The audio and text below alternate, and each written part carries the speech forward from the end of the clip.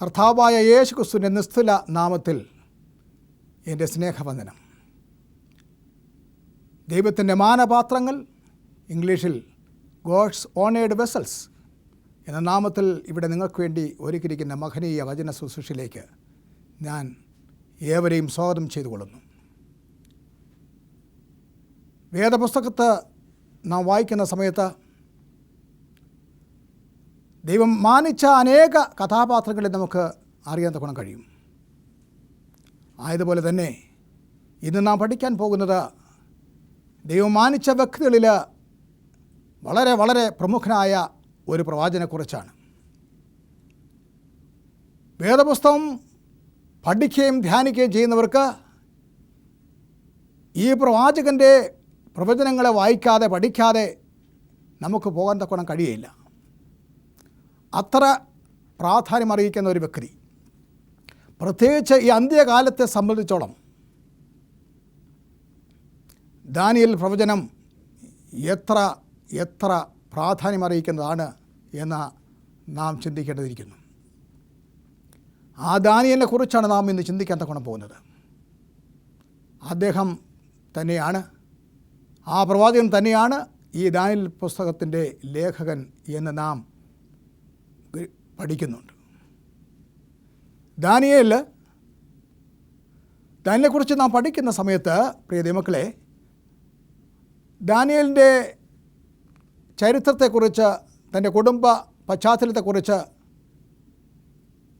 ദാനിയേലിൻ്റെ ബാല്യകാലത്തെക്കുറിച്ചൊന്നും നമുക്ക് അറിഞ്ഞുകൂടാ. അല്പമായിട്ട് നമുക്കറിയാവുന്നത് വേദപുസ്തകത്തിൽ ദാനിയേലിൻ്റെ പ്രവചനം 1-ാം അധ്യായം, അവിടെ നാം 3-ാമത്തെ വാക്യം വായിക്കുമ്പോൾ അവിടെ ഇപ്രകാരം വായിക്കുന്നു: അനന്തരം രാജാവ് തൻ്റെ ഷണ്ഡന്മാരിൽ പ്രധാനിയായ അസ്പനാസിനോട്, ഇസ്രായേൽ മക്കളിൽ രാജസന്തതിയിലും കുലീനന്മാരിലും വെച്ച് അംഗഭംഗമില്ലാത്തവരും സുന്ദരന്മാരും സകല ജ്ഞാനത്തിലും നിപുണന്മാരും അറിവിൽ സമർത്ഥന്മാരും വിദ്യാപരിജ്ഞാനികളും രാജധാനിയിൽ പരിചരിപ്പാൻ യോഗ്യന്മാരുമായ ചില ബാലന്മാരെ വരുത്തുവാനും അവരെ കൽദയരുടെ വിദ്യയും ഭാഷയും അഭ്യസിപ്പിക്കാനും കൽപ്പിച്ചു എന്ന് പറയുന്നു. പ്രിയ ദൈവമക്കളെ, ഈ ഭാഗം വായിക്കുന്ന സമയത്ത് ഇപ്രകാരമുള്ള വ്യക്തികളെ കുറിച്ച് നാം ചിന്തിക്കുന്ന സമയത്ത് തീർച്ചയായിട്ടും അവർ രാജകീയ ഭവനങ്ങളിൽ നിന്നും വന്ന കുട്ടികളായിരിക്കണം. അല്ലാതെ ഇപ്രകാരമുള്ള സ്വഭാവങ്ങൾ, ഇപ്രകാരമുള്ള പൂർണ്ണത അവരിൽ ഉണ്ടാകത്തില്ല. ആ ഒരു കാരണം വെച്ച് നോക്കാമെങ്കിൽ ഈ 1-ാമത്തെ അധ്യായത്തിൽ നാം നോക്കുന്ന സമയത്ത് ഇവരെ പിടിച്ചുകൊണ്ട്, അതായത് ഇവരെ അടിമകളായിട്ട് യെരുശലേമിൽ നിന്ന് പിടിച്ചുകൊണ്ട് വന്ന ആ കാര്യം കൂടെ വായിക്കുന്നുണ്ട്. അവിടെ യഹൂദ രാജാവായ യെഹോയാക്കീമിൻ്റെ വാഴ്ചയുടെ 3-ാം ആണ്ടിൽ ബാബേൽ രാജാവായ നെബൂഖദ്നേസർ യെരുശലേമിലേക്ക് വന്ന് അതിനെ നിരോധിച്ചു. കർത്താവും യഹൂദ രാജാവായ യെഹോയാക്കീമിനെയും ദൈവത്തിൻ്റെ ആലയത്തിലെ പാത്രങ്ങളിൽ ചിലതിനെയും അവൻ്റെ കയ്യിൽ ഏൽപ്പിച്ചു. അവൻ അവയെ ശിനോർ ദേശത്ത് തൻ്റെ ദേവൻ്റെ ക്ഷേത്രത്തിലേക്ക് കൊണ്ടുപോയി ആ പാത്രങ്ങളെ അവൻ തൻ്റെ ദേവൻ്റെ ഭണ്ഡാരഗൃഹത്തിൽ വെച്ചു എന്ന് പറയുന്നു. അപ്പോൾ 1-ാമത്തെ വാക്യത്തിൽ വായിക്കുമ്പോൾ തന്നെ അത് യഹൂദ രാജാവായ യെഹോയാക്കീമിൻ്റെ വാഴ്ചയുടെ 3-ാം ആണ്ടിലാണെന്നും, അങ്ങനെ ദാനിയേലിനെയും പിന്നീട് നാം ഇവിടെ വായിക്കുമ്പോൾ 4-ാമത്തെ വാക്യം തൊട്ട് വായിക്കുമ്പോൾ അങ്ങോട്ട് നാം കാണുന്നത്, പ്രത്യേകിച്ച് 6-ഉം 7-ഉം വായിക്കുന്ന സമയത്ത് അവനോട് കൂടെ അവൻ്റെ 3 സ്നേഹിതരെ കൂടെ കൊണ്ടുവന്നായിട്ട് കാണുന്നു. അവർക്ക് പിന്നീട് അവർ രാജകൊട്ടാരത്തിലെ പ്രത്യേക ശുശ്രൂഷയ്ക്ക് വേണ്ടി അവരെ അഭ്യസിപ്പിക്കാൻ തക്കവണ്ണം തിരഞ്ഞെടുത്തവരുടെ കൂട്ടത്തിൽ, നേരത്തെ വായിച്ചതുപോലെ തിരഞ്ഞെടുത്തവരുടെ കൂട്ടത്തിൽ അവരുണ്ടായിരുന്നു എന്ന് കാണുന്നു. അവരുടെ പേരുകൾ മാറ്റി അവർക്ക് ശദ്രക്ക്, മേശക്ക്, അബേദ്നഹോ എന്ന പേരുകൾ അവർക്ക് നൽകിയിട്ട് കാണുന്നു. പ്രിയ ദൈവമക്കളെ, അവരെക്കുറിച്ച് നാം പിന്നീട് പഠിക്കുന്ന സമയത്ത് അവരുടെ ഭവനങ്ങളിൽ വെച്ച് അവർക്ക് ആ എബ്രായ ബാലന്മാർക്ക് ലഭിച്ച ആ പരിശീലനം അനുസരിച്ച് തന്നെ അവർ രാജകൊട്ടാരത്തിലായിരുന്ന സമയത്ത് അവർക്ക് പ്രത്യേക പരിശീലനം ലഭിക്കുന്ന സമയത്ത് അവർ അത് തന്നെ തുടർന്ന് പോകാൻ തക്കണം ആഗ്രഹിക്കുന്നവരെ കാണുന്നു. രാജാവ് കൽപ്പിച്ച ആഹാരം, അവർക്ക് വേണ്ടി നിർദ്ദേശിച്ച ആഹാരം അവർ കഴിക്കാതെ ദൈവത്തിൻ്റെ ആലയമാകുന്ന ശരീരത്തെ അവരശുദ്ധമാക്കാൻ അവരാഗ്രഹിക്കാതെ അവർ ആരോഗ്യ ആ നിയമത്തിൽ അവർ ശക്തമായി പിടിച്ചു നിൽക്കുന്നു. ഇത് നമുക്കൊരു വലിയ പാഠമല്ലയോ എന്ന് ചിന്തിക്കണം. നമ്മളെവിടെ ആയിരുന്നാൽ തന്നെയും, നമ്മുടെ ലോകത്തിൻ്റെ ഏത് ഭാഗത്ത് നമ്മളായിരുന്നാൽ തന്നെയും, വേദവചനത്തിൽ നിന്ന് നാം പഠിച്ച ആ കാര്യാദികൾ, പ്രത്യേകിച്ച് ആരോഗ്യ നിയമങ്ങൾ, അത് പാലിക്കാൻ തക്കവണ്ണം നാം ബാധ്യസ്ഥരാണ് പ്രിയമക്കളെ. എത്ര നല്ല കാര്യമാണ്. ഇവയെല്ലാം സൃഷ്ടിച്ച് നമ്മുടെ നല്ലവനായ ദൈവമല്ലേ. ആ ദൈവത്തിനറിയാം നാം എന്ത് ആഹാരം ഭക്ഷിക്കണം, എന്ത് ഭക്ഷിക്കാൻ പാടില്ല എന്നുള്ളത്. ആ ദൈവത്തിനറിയാം മൃഗങ്ങളിൽ വെച്ച്, ജീവികളിൽ വെച്ച് ഏതാണ് വിശുദ്ധി ഉള്ളത്, ഏതിന് വിശുദ്ധി ഇല്ലാത്തത് എന്ന് ദൈവത്തിനറിയാം. അതുകൊണ്ട് ദൈവം പറയുന്നത് അനുസരിച്ച് അത് ഭക്ഷിപ്പാൻ തക്കവണ്ണം നാം ബാധ്യസ്ഥരാണ്. ലേവ്യർക്കെഴുതിയ ലേഖനം 21 അതിൽ വായിക്കുന്ന സമയത്ത് നാം എങ്ങനെയുള്ളവ കഴിക്കണം, എങ്ങനെയുള്ളത് കഴിക്കാൻ പാടില്ല എന്ന് വ്യക്തമായിട്ടവിടെ പറയുന്നുണ്ട്. അതുപോലെ തന്നെ ആവർത്തന പുസ്തകത്തിലും നാം കാണുന്നുണ്ട്. ഇതെല്ലാം ദൈവം നമുക്ക് നൽകിയിരിക്കുന്നത് നമ്മൾ ആരോഗ്യമുള്ളവരായി ജീവിപ്പാൻ തക്കവണ്ണമാണ്. അതുകൊണ്ട് ആ ബാലന്മാർ മുഖാന്തരം അന്ന് ദൈവത്തിൻ്റെ ജനത്തിന് കണ്ണ് തുറക്കവണ്ണം, അനേകരുടെ കണ്ണുകൾ തുറക്കത്തക്കവണ്ണം ആരോഗ്യ നിയമങ്ങൾ അന്ന് ആ ബാബിലോണിൽ അനേകം പേരുടെ കണ്ണ് തുറപ്പിച്ചു. അനേകർക്ക് അത് അതിശയമായി തന്നെയും അവർ പ്രയോജനപ്പെട്ടതു എന്ന് നാം കാണുന്നു. അവർ സ്വീകരിച്ച ആ നടപടി, സ്വീകരിച്ച അവരുടെ ആ പ്രിൻസിപ്പിള്, അത് മറ്റ് എല്ലാവർക്കും അതൊരു മാതൃകപരമായി കാര്യമായിരുന്നു. എത്ര പേര് അത് പൂർണ്ണമായി പിന്നീട് സ്വീകരിച്ചു എന്നുള്ള അറിയില്ല. ദാനിയേൽ എന്ന വാക്കിൻ്റെ അർത്ഥം ദൈവം എൻ്റെ ന്യായാധിപതി, ഗോഡ് ഈസ് മൈ ജഡ്ജ് എന്നാണ്. ദാനിയേലിൻ്റെ കുടുംബത്തെക്കുറിച്ച് ഞാൻ നേരത്തെ പറഞ്ഞ പോലെ വലുതായിട്ട് നമുക്ക് അറിഞ്ഞുകൂടല്ലോ. ആയതുകൊണ്ട് തന്നെ അപ്രകാരം ഒരു പഠനം നമുക്ക് അതിലേക്ക് കടന്നു ചെന്ന് പഠിക്കേണ്ട ഒരു കാര്യമില്ല. ദാനിയേലിനെ കുറിച്ച് നമ്മൾ വീണ്ടും ചിന്തിക്കുന്ന സമയത്ത്, വേദപുസ്തകത്തിൽ നോക്കുന്ന സമയത്ത് ദാനിയേലിൻ്റെ ജീവിത ശൈലിയുമായിട്ട്, ദാനിയേലിൻ്റെ ജീവിതവുമായിട്ടും വേദപുസ്തകത്തിൽ പഴയ നിയമത്തിൽ തന്നെ നാം പഠിക്കുന്ന സമയത്ത് യോസെഫിൻ്റെ ജീവിത ശൈലിയുമായിട്ട് വളരെയധികം സമാനതകളുണ്ടെന്ന് നമ്മൾ മനസ്സിലാക്കുന്നു. വളരെ അധികം വ്യത്യസ്തങ്ങൾ അല്ലാതെ വളരെ തമ്മിൽ വളരെ അധികം ബന്ധങ്ങളുള്ളതായിട്ട് നാം ഗ്രഹിക്കുന്നു. അങ്ങനെ ചില കാര്യങ്ങൾ ചിന്തിക്കുന്ന സമയത്ത് അവർ രണ്ടുപേരും അവർ യുവാക്കളായിരിക്കുമ്പോൾ തന്നെ അവരെ അടിമകളാക്കി പിടിച്ചുകൊണ്ടുപോയ വ്യക്തികൾ രണ്ടുപേരായിരുന്നു. യോസെഫിനെ അപ്രകാരം തന്നെയാണ്, ദാനിയേലിനെ അപ്രകാരം തന്നെയാണ്. അതുപോലെ തന്നെ അവർ രണ്ടുപേരെയും അവർ സേവനം അനുഷ്ഠിക്കേണ്ടി വന്നത് രണ്ടുപേരും കൊട്ടാരത്തിലായിരുന്നു. നമ്മൾ അതറിയാം, രണ്ടുപേരും കൊട്ടാരത്തിലാണ് അവരെ സേവനം അനുസരിച്ചത്.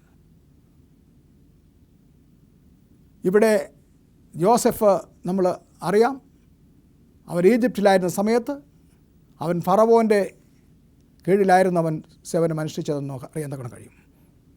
ഇവിടെ ബാബിലോണിൽ നെബൂഖദ്നേസർ രാജാവിൻ്റെ കൊട്ടാരത്തിൽ അവൻ സേവനം അനുഷ്ഠിക്കേണ്ടി വരുന്നു ദാനിയേൽ. അതുപോലെ തന്നെ ഇരുവരും അന്യായമായി പീഡനം അനുഭവിക്കേണ്ടി വന്നു എന്നൊന്നും കാണുന്നു. അന്യായമായി പീഡനം അനുഭവിക്കുക, അത് ഒരു പക്ഷെങ്കിലും നമ്മൾ പലപ്പോഴും നമ്മൾ കടന്നു പോകുന്ന ചില പാതകളാണ് അല്ലേ. പലപ്പോഴും നമ്മൾ അതിൽ വളരെയധികം പ്രയാസങ്ങൾ അനുഭവിക്കുന്നുണ്ട്. പ്രിയമക്കളെ, കർത്താവിൽ എനിക്ക് നിങ്ങളോട് പറയാനുള്ളത്, അന്യായമായി നിങ്ങളെ ആരെങ്കിലും പീഡിപ്പിക്കുകയാണെങ്കിൽ, നിങ്ങൾ പീഡനം അവരിൽ നിന്ന് അനുഭവിക്കുകയാണെങ്കിൽ കർത്താവിൽ നിങ്ങൾ സമാധാനപ്പെടുക എന്നാണ് വേദവചനം പഠിപ്പിക്കുന്നത്. അവർക്ക് പ്രതിഫലം ലഭിച്ചു പോയി എന്ന് കർത്താവായ യേശുക്രിസ്തു പറയുന്നു. നിങ്ങൾ ദൈവത്തോട് പ്രാർത്ഥിക്കുക, അവർക്ക് വേണ്ടി പ്രാർത്ഥിക്കുക. അവർക്ക് എതിരായിട്ടല്ല പ്രാർത്ഥിക്കേണ്ടത്, അവർക്ക് വേണ്ടിയും പ്രാർത്ഥിക്കണം. അവരെ സ്നേഹിച്ചുകൊണ്ട് ദൈവം അവരോട് സംസാരിപ്പാൻ തക്കണം അവർക്ക് വേണ്ടി നിങ്ങൾ പ്രാർത്ഥിക്കണം. അവരുടെ മാനസാന്തരത്തിന് വേണ്ടി പ്രാർത്ഥിക്കണം. അങ്ങനെയാണെങ്കിൽ തീർച്ചയായിട്ടും ദൈവം നിങ്ങളെ അനുഗ്രഹിക്കും. യോബിൻ്റെ കഥ പഠിക്കുന്ന സമയത്ത് അറിയാമല്ലോ,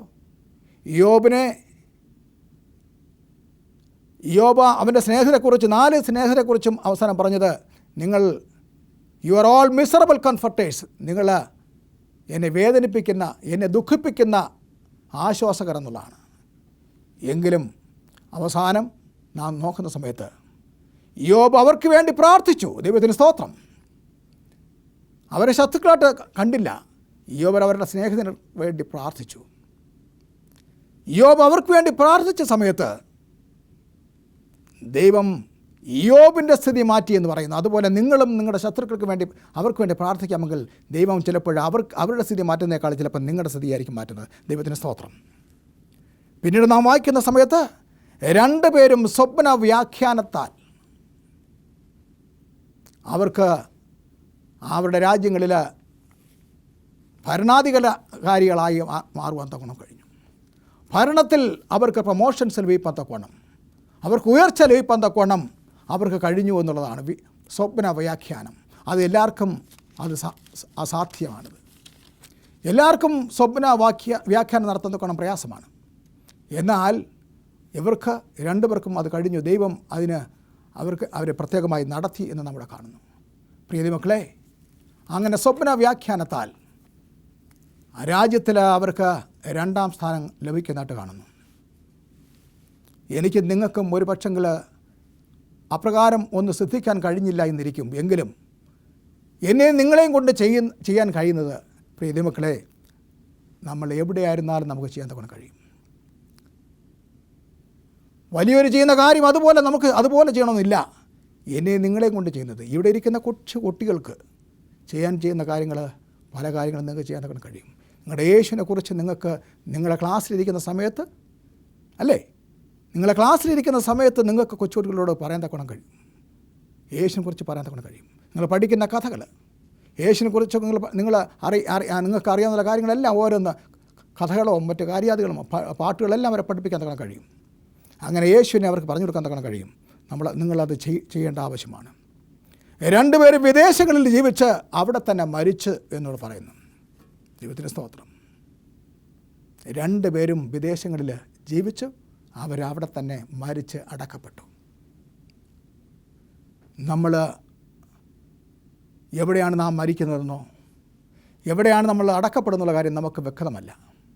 പലപ്പോഴും നമ്മുടെ സ്വന്തം രാജ്യത്ത്, സ്വന്തം സ്ഥലത്ത് തന്നെ നമ്മൾ അപ്രകാരമായിരിക്കാൻ ആണ് നമ്മൾ ആഗ്രഹിക്കുന്നത്. എന്നാൽ ഇവർ 2 പേരും വിദേശങ്ങളിൽ അവർ താമസിക്കുകയും അവിടെ തന്നെ മരിച്ചടക്കപ്പെടുകയും ചെയ്യുന്നതായിട്ട് കാണുന്നു. മറ്റൊരു പ്രധാനപ്പെട്ട കാര്യം ഞാൻ ഓർക്കുന്നത്, ഈ 2 പ്രധാനപ്പെട്ട കഥാപാത്രങ്ങൾ ഇവർ 2 പേരും ദൈവത്താൽ മാനിക്കപ്പെട്ടവരായിരുന്നു. ഹല്ലേലൂയ, ദൈവത്തിന് സ്തോത്രം. 2 പേരും ദൈവത്താൽ മാനിക്കപ്പെട്ടവർ. ഒന്നുമില്ലാത്ത അവസ്ഥയിൽ നിന്നും, ഒരു പൊട്ടക്കെട്ടിൽ നിന്നും എടുത്ത് അവസാനം വിദ്യാർത്ഥികൾക്ക് വിൽക്കപ്പെട്ട വ്യക്തി. അപ്രകാരമുള്ള ഒരു യുവാവായിരുന്നു യോസഫ്. ഒരു ഒളിച്ചോട്ടം നടത്തിയ മറ്റൊരു വ്യക്തിയാണ് മോശ. അവരുടെ ജീവിതത്തിൽ നോക്കാമെങ്കിൽ അവരെല്ലാം ദൈവം മാനിച്ചതായിട്ട് കാണുന്നു. ഇവിടെയും അപ്രകാരം തന്നെയാണ്. ഇവരെ 2 പേരെയും രണ്ടുപേരെയും ദൈവത്താൽ മാനിക്കപ്പെട്ട വ്യക്തികളായിട്ട് കാണാൻ കഴിയും.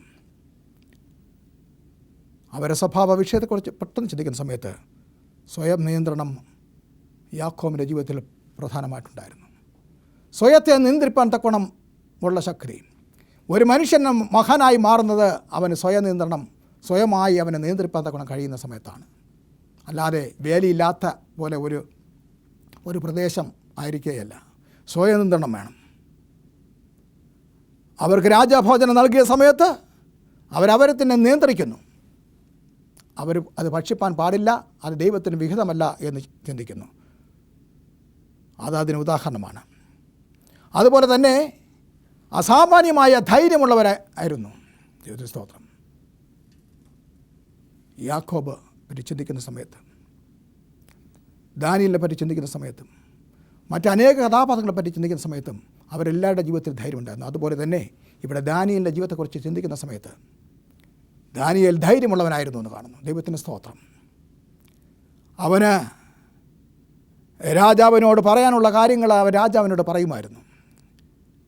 ബെൽഷസ്സർ രാജാവിൻ്റെ കാലഘട്ടത്തും ബെൽഷസ്സർ രാജാവിനെ അവൻ സേവിച്ച സമയത്ത് നമുക്കറിയാം, അവർ വീഞ്ഞ് കുടിച്ച് മത്തരായി യെരുശലേം ദേവാലയത്തിലെ വിശുദ്ധമായ ആ പാത്രങ്ങളെല്ലാം എടുത്തു വെച്ച് കൊണ്ടുവന്ന് അവർ വീഞ്ഞ് അതിലൊഴിച്ച് കുടിച്ച് അവർ മതിച്ച് ഡാൻസ് ചെയ്ത് അവർ രസിച്ചിരിക്കുന്ന സമയത്ത് അവർ നോക്കിക്കൊണ്ടിരിക്കെ ഒരു മനുഷ്യൻ്റെ വിരൽ കൊണ്ട് എഴുതുന്ന വിധത്തിൽ അവിടെ എഴുതപ്പെട്ടു. അവരുടെ അർത്ഥം മാത്രം മനസ്സിലായില്ല. തെക്കേ മെനെ തെക്കേ ലുഫാസിൻ എന്നവിടെ എഴുതി കാണിച്ചിട്ട് കാണുന്നു. അത് വ്യക്തമായിട്ട് അല്പവും ലാഘവം ഇല്ലാതെ അല്പവും മായം ചേർക്കാതെ അത് ദാനിയേൽ അവർക്ക് വിവരിച്ചു കൊടുക്കുന്നതായിട്ട് കാണുന്നു. ആ രാജാവിനോട് വ്യക്തമായി പറഞ്ഞു കൊടുക്കുന്ന അതിൻ്റെ അർത്ഥം ഇതാണ്: നിന്നെ രാജസ്ഥാനത്ത് നിന്ന് മാറ്റിയിരിക്കുന്നു, നിന്നെ തൂക്കി നീ കുറവുള്ളനായി കണ്ടിരിക്കുന്നു, നിന്റെ രാജ്യം നിനക്ക് അത് എണ്ണി നിന്നെ ഈ രാജ്യത്ത് നിൻ്റെ കസേരയിൽ നിന്ന് മാറ്റുവാൻ തക്കവണ്ണം ദൈവം നിശ്ചയിച്ചിരിക്കുന്നു എന്ന് പറഞ്ഞു. ദൈവത്തിന് സ്തോത്രം. പ്രിയ മക്കളെ, ഹല്ലേലൂയ, ദൈവത്തിന് സ്തോത്രം. ഇന്ന് പലപ്പോഴും നമ്മളെ ദൈവം അപ്രകാരം എണ്ണുന്നുണ്ടോ? എത്ര പേരെ ദൈവം ഈ സമയത്ത് എണ്ണിയിരിക്കുന്നു എന്ന് നമുക്കറിയാമോ? അറിയത്തില്ല. പ്രിയ ദൈവമക്കളെ, എന്നെയും നിങ്ങളെയും ദിവസേന ദൈവം തൻ്റെ ത്രാസിൽ നോക്കിക്കൊണ്ടിരിക്കുകയാണ്. വീണ്ടും ദാനിയേലിനെക്കുറിച്ച് നാം ചിന്തിക്കുന്ന സമയത്ത് എടുത്തു പറയത്തക്ക മറ്റൊരു സ്വഭാവ വിശേഷത കൂടെ അവനുണ്ട്. അവൻ സത്യസന്ധനായിരുന്നു എന്നുള്ളതാണ്. അവന് രാജ്യത്തിൽ മറ്റെല്ലാ ഉദ്യോഗസ്ഥരെക്കാളും അവന് വലിയ ഉദ്യോഗ കയറ്റം കിട്ടിയ സമയത്ത് അനേകം ഉദ്യോഗസ്ഥർ അവനെതിരായി കുറ്റം കണ്ടുപിടിച്ച് അവനെ സ്ഥാനഭ്രഷ്ടനാക്കുവാൻ ശ്രമിക്കുന്നതായിട്ട് ഈ വേദപുസ്തകത്തിൽ പറയുന്നുണ്ട്. ആ ഭാഗം ഞാൻ വായിക്കാം. ദാനിയേൽ 6-ാം അധ്യായം 3 മുതൽ ഉള്ള വാക്കിൽ 3-4 ഞാൻ വായിക്കട്ടെ. എന്നാൽ ദാനിയേൽ ഉത്കൃഷ്ടന്മാരിലും പ്രധാന ദേശാധിപന്മാരിലും വിശിഷ്ടനായി വിളങ്ങി. രാജാവ് അവനെ സർവ്വരാജ്യത്തിനും അധികാരിയാക്കുവാൻ വിചാരിച്ചു. ആകയാൽ അധ്യക്ഷന്മാരും പ്രധാന ദേശാധിപന്മാരും രാജ്യം സംബന്ധിച്ച് ദാനിയേലിന് വിരോധമായി കാരണം കണ്ടെത്തുവാൻ അന്വേഷിച്ചു. എന്നാൽ യാതൊരു കാരണവും കുറ്റവും കണ്ടെത്തുവാൻ അവർക്ക് കഴിഞ്ഞില്ല. ദൈവത്തിന് സ്തോത്രം. ദൈവദാസനായ, ദൈവത്തിൽ പരിപൂർണമായി അടിയുറച്ച് വിശ്വസിച്ച, ദൈവത്തിൽ മാത്രം ആശ്രയം വെച്ച് മുന്നോട്ട് പോയ ദാനിയേലിനെ സംബന്ധിച്ചോളം അവൻ കുറ്റമില്ലാത്തവനായിരുന്നു എന്നുള്ളതാണ്.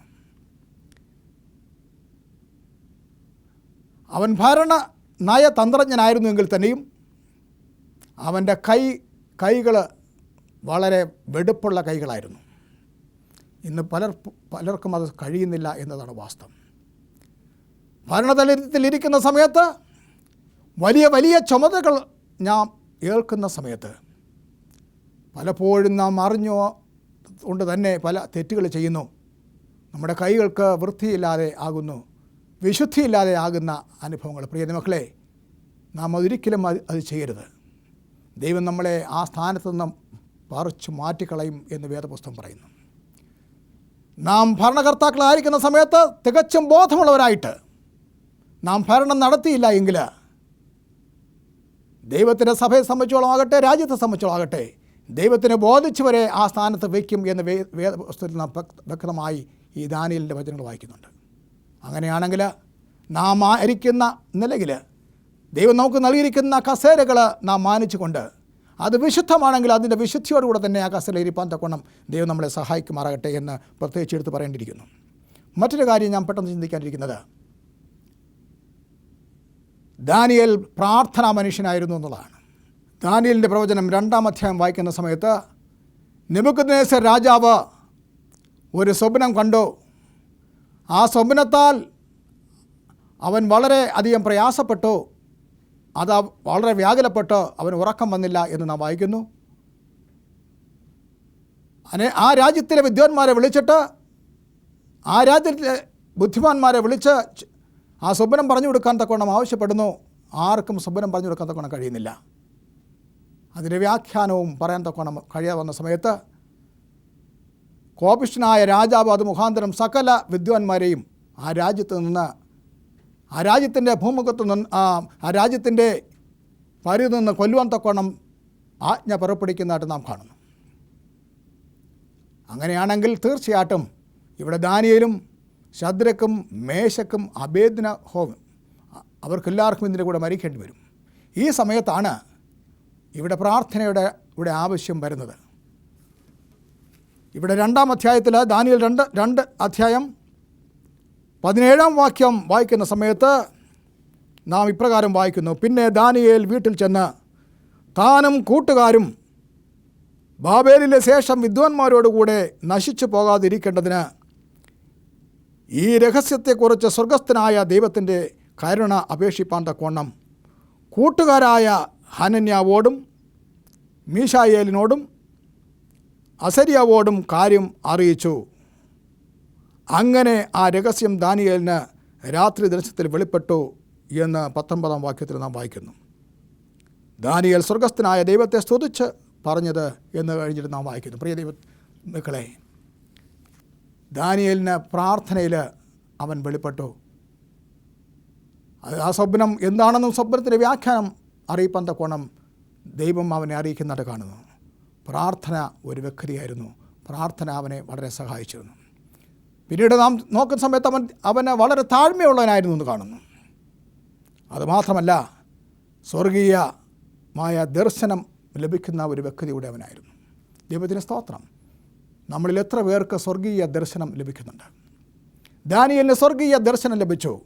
ദാനിയേൽ 7-ാം അധ്യായം 9 മുതൽ 12 വാക്യങ്ങൾ വായിക്കുന്ന സമയത്ത് അവിടെ സ്വർഗീയ സിംഹാസനത്തെ പറ്റിയുള്ള ദർശനം അവൻ കാണുന്നുണ്ട്. ദൈവത്തിന് സ്തോത്രം. ഇന്ന് എന്നെ കേൾക്കുന്നവരുമേ, ദാനിയേലിനെ പോലെ പ്രാർത്ഥിക്കുന്നവരാണെങ്കിൽ, ദൈവത്തെ വിശ്വസിക്കുന്നവരാണെങ്കിൽ തീർച്ചയായിട്ടും ഇപ്രകാരമുള്ള സ്വർഗീയ ദർശനങ്ങൾ എനിക്കും നിങ്ങൾക്കും ദർശിപ്പാൻ തക്കവണ്ണം കഴിയും. ദാനിയേലിനെ പോലെ ജീവിക്കുവാൻ കഴിഞ്ഞാൽ തീർച്ചയായിട്ടും സ്വർഗീയ ദർശനങ്ങളാൽ ദൈവം നമ്മളെ അനുഗ്രഹിക്കും. ദൈവത്തിൻ്റെ മാനപാത്രങ്ങളായി തീരുന്ന എല്ലാവർക്കും ദൈവം സ്വർഗീയ ദർശനം കൊണ്ട് അവരെ അനുഗ്രഹിക്കാറ് ഉണ്ട്. പ്രിയ മക്കളെ, ഇന്ന് എത്ര പേർക്ക് അപ്രകാരമുള്ള ആ സൗഭാഗ്യം, ആ ഭാഗ്യം വേണം എന്ന് നിങ്ങൾ വിചാരിച്ചിരിക്കുന്നു? അങ്ങനെ വേണമെങ്കിൽ നമ്മുടെ ദൈവത്തോട് നമുക്ക് പ്രാർത്ഥിക്കാം. നമുക്ക് കണ്ണടച്ച് പ്രാർത്ഥിക്കാം. സ്നേഹവനായ ദൈവമേ, ദാനിയേലിൻ്റെ ദൈവമേ, ഇന്ന് ഞങ്ങളുടെ മധ്യ കടന്നു വന്ന് ഞങ്ങളേവരെയും അനുഗ്രഹിക്കണമെന്ന് പ്രാർത്ഥിക്കുന്നു. ദാനിയേൽ ദൈവത്തെ മാനിച്ചു, തിരിച്ച് ദൈവം അവനെ മാനിച്ചതായിട്ട് അറിയുന്നു. അപ്രകാരം ഞങ്ങൾ മാനപാത്രങ്ങളായി തീരുവാൻ കർത്താവ് സഹായിക്കണം. ഞങ്ങളുടെ രാജ്യത്തിൽ എടുക്കപ്പെടാനുള്ള സൗഭാഗ്യം തരണമേ. യേശുവിന്റെ നാമത്തിൽ അപേക്ഷിക്കുന്നു. കൃപയുടെ സ്വർഗ്ഗസ്ഥ പിതാവേ.